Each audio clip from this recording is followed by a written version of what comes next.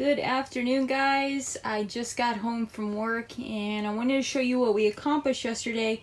I did have the day off, so we had time to work on the trailer, but unfortunately we didn't get as much done as I wanted to get done because we ran into a few snags.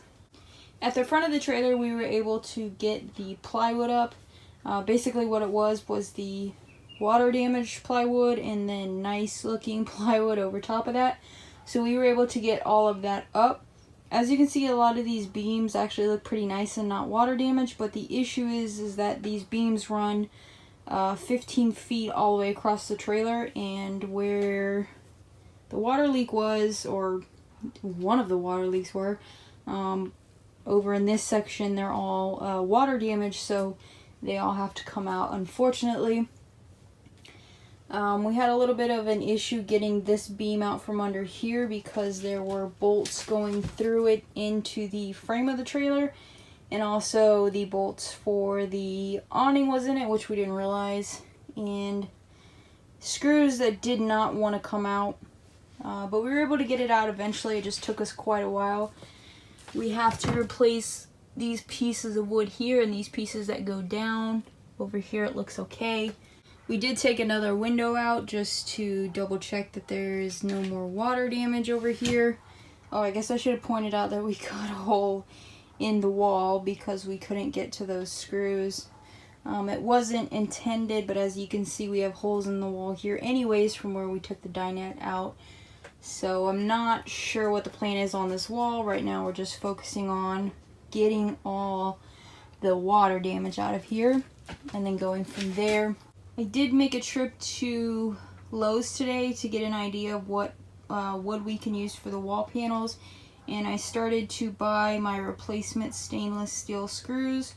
These ones are for the luggage doors, and then I gotta get some for the water heater, and there's a couple other things that I need to convert over to stainless steel because they're already rusting. Yesterday I did get in the mail this plastic razor blade thing. I think it was like $8 or $9 for 2 of these and 100 of these plastic blades. And it's definitely going to work out better than the putty knife for getting all the butyl tape and everything out from around the windows.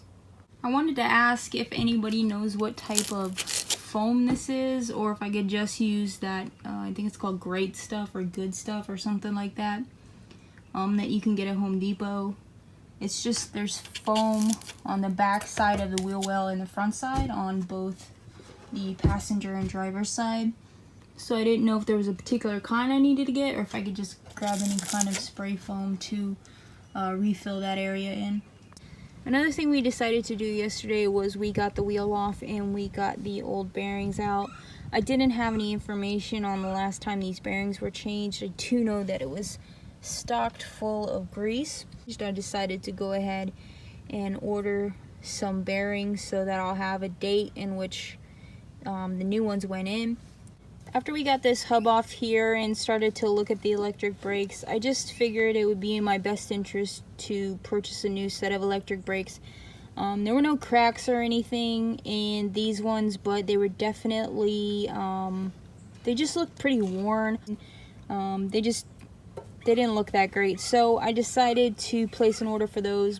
What I've been trying to do is compile lists every week of bigger name items that I'm going to need before this thing gets on the road, and trying to order everything in a big chunk versus like ordering them as we're deciding to put them on or ordering them as we're deciding to change them. It's just hard to come up with these lists when I'm not really thinking about this thing being on the road right now because we're still in the reconstruction phase of everything. So trying to think about things like electric brakes and stuff is just not really on my mind right now, but it's going to help me in the long run because it's going to save me money, and I'm also going to have the parts on hand for when it is time to finally change them out.